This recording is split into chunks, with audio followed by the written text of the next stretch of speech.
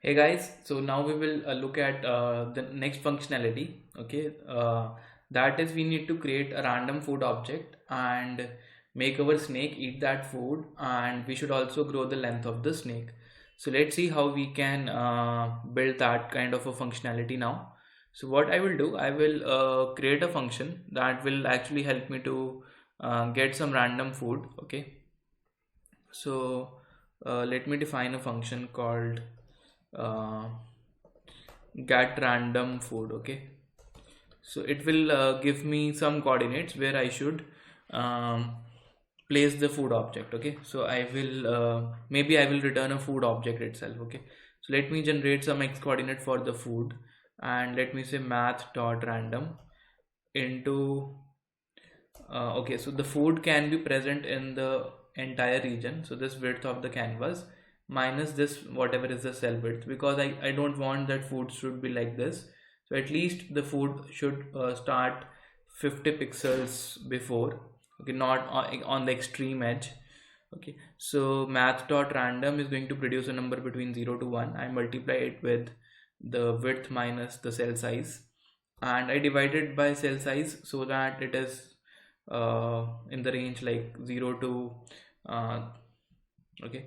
So we, while rendering, we will make sure that it is multiplied with the cell size. Okay, so I have divided my entire grid into numbers between, let's say this is 100, and let's say cell size is 20, or cell size is, let's say, 5. Then I have numbers from 1 2 3 4 5 6, and for each x I'm just drawing a box of, let's say, 5 cross 5, something like that I'm doing. Okay, so I'm just making sure that it is in the multiples of cell size. Okay, so for that I'm doing this division, and I should also round it off to the nearest integer. Okay, so by using the math dot round function. So similarly I will generate a y coordinate, that is math dot round and math dot random into the height minus the cell size and divided by cell size.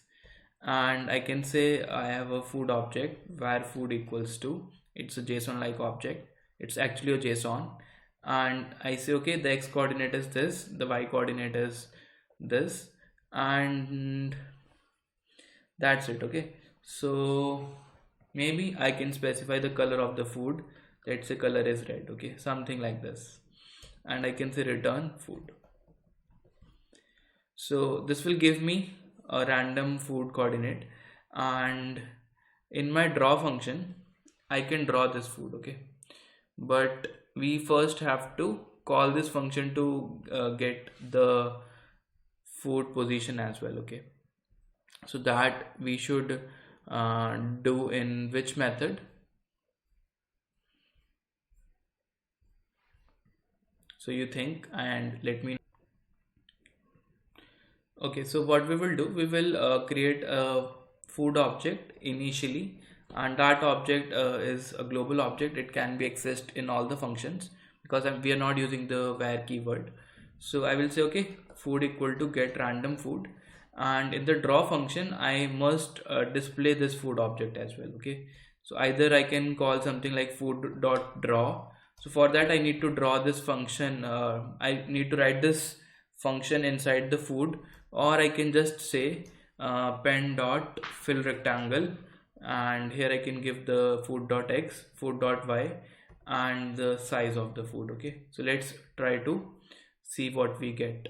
So you can see we are able to get a blue color food here, and it will be random every time. Okay, so it will be a random location every time. Okay, so there is one problem. We have to scale these coordinates by a factor of CS. So that's the same reason like we did in the snakes also. Now you can see these coordinates are scaled by the correct factor. So now this food is getting generated randomly at the beginning of the game, but we want the snake to eat this food, and once the snake eats this food, the snake length should increase, and we should also generate a new food. Okay, so that part of the code, in which function we should write, so that part ideally should go inside the update snake.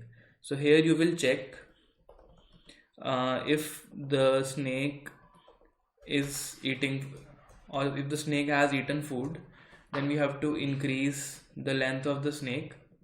Okay, and we have to generate new food object as well. Okay, so for that we can check if the coordinates of the snake overlap with the coordinates of the food. Okay, so that way we can come to know if a collision is there. Okay, so let's try to write this code.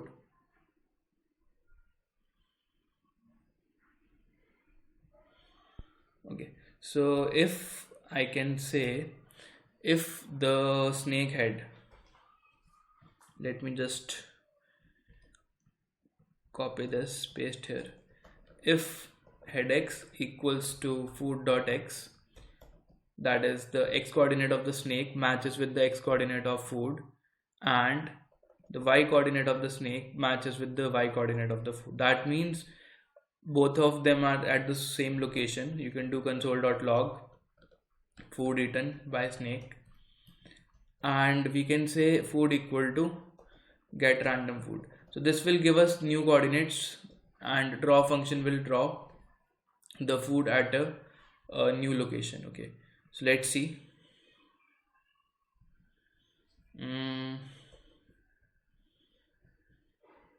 Yes.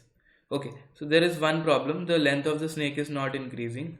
So for that, what I will do is, uh, we are always popping out this. Okay, so if there is a collision, then we will not pop out the last cell, but we will still insert the new cell. Okay, so you can see I'm calling this dot cells dot pop only if the food is not eaten. Okay, if the food is eaten, then there will be insertion of the new cell at the front and there won't be any popping. So I have added this else block with this. Okay, so let's try to run this and see. Okay, it is still not working.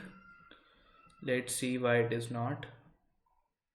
Okay, I think I didn't save this file. I have saved the file now, and let's try to run this. Quite difficult to eat. Yes, so you can see the length of the snake is now increasing, and we are still to write checks that prevent the snake from going out. Okay, so the length is increasing. So okay, you can also do something that if this the food object is not randomly generated on the snake itself. Okay, so that is one check that you have to make. Okay, so it's working well. Okay, so one thing I can do is I can also change the color of the food. Okay, so when I'm using pen dot fill rectangle, before that I can say, okay, for the next execution I will use a different color, that is pen dot, I think, stroke style equals to pen dot fill style. Okay, so stroke is for outline. Let's say this color is going to be same as food dot color.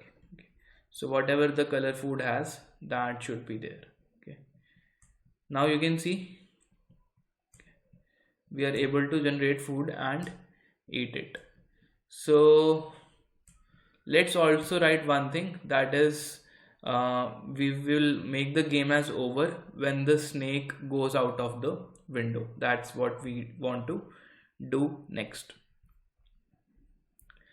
So let's write some checks in the snake update function only. Okay, so yeah, this is the function update snake. Okay, so here we have to write this logic that prevents the snake from going out.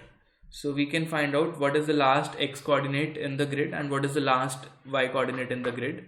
So that can be done using where last x, that's equal to math.round w upon cs, where last y is going to be math.round h upon cs. Okay, So since this grid is divided into cells, let's say it's a 100 cross 100 grid, and cell size is, let's say, 5, then this last coordinate will be 20 upon 20. Okay, that's what I'm saying. So you can check if the snake's y coordinate, cell 0 dot y, if this is less than 0, or this dot cells 0 dot x is less than 0.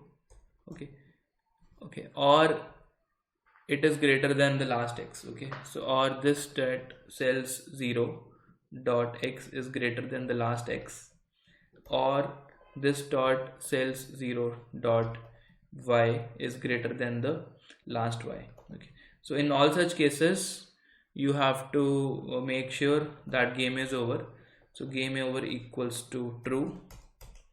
Okay, and let's create a variable game over that is initially false. Okay, and in the update function,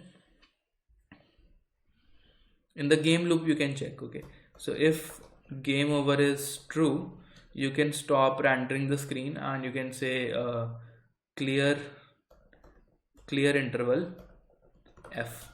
So that will stop the game loop, and you can say, you can throw an alert box and you can say game over. Okay, so let's see what happens. So now you can see game over and the game is actually stopped. Okay, so this is how we can write the game over part as well. Okay, so we have to make sure that this check is done inside the game loop, because that's where it is because this function is getting called repeatedly, and at any time if the state of this variable game over changes to true, we will come to know that game is over and we will stop at this particular point. Okay, maybe return. Okay,